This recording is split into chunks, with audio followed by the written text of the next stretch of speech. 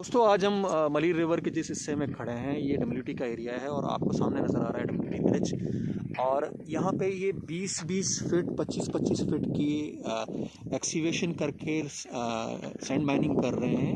आपको पता है कि रिवर में सैंड होने की वजह से अंडर ग्राउंड जो वाटर टेबल है वो रिफ़िल होता है हर साल, और सीजनल बारिशों से ही रिफ़िल होता है।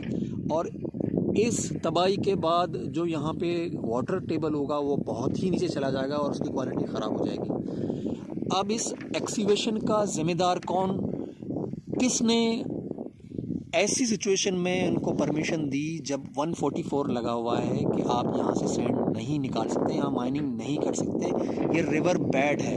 रिवर बेड की जो तबाही है वो सामने आपको नज़र आ रही होगी। इस तबाही से पूरा मलीर तबाह हो जाएगा और खुश्क हो जाएगा। जो ग्रीनरी मलीर की है वो बिल्कुल ख़त्म हो जाएगी क्योंकि पानी ही नहीं होगा।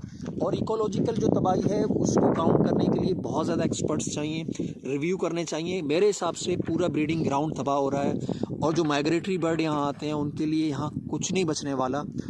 इसको रोकिए खुदाया, इस तबाही को रोकिए। जी आप देख रहे हैं मलीर रिवर बेड है और यहाँ पे मलीर एक्सप्रेस वे के लिए सैंड एंड ग्रेवल एक्सीवेशन हो रही है। और ये आप देख रहे हैं यहाँ एक्सीवेटर भी चल रहे हैं, पॉकेट भी चल रहे हैं और लोडर भी है, लोड भी हो रहे हैं सारी चीज़ सैंड एंड ग्रेवल आप देख रहे हैं। अलग के कराची में सैंड एंड ग्रेवल माइनिंग पे 144 आर्टिकल लगा हुआ है, उसके बावजूद भी सारी चीज़ें हो रही हैं। कॉन्ट्रैक्टर को ये अलाउ ही नहीं है। ये आप देख रहे हैं सारी मशीनरी चल रही है और बैक फिलिंग के लिए यहाँ से रेती बजरी एक्सीवेशन हो रहा है और माइनिंग भी हो रही है। और पूरे रिवर का नेचुरल ब्यूटी और नेचुरल फ्लो डिस्टर्ब हो रहा है। आप यहाँ पे देख रहे हैं कि 25-25 फीट के जो है डिच हैं, यहाँ पे रेती बजरी उठाया जा रहा है।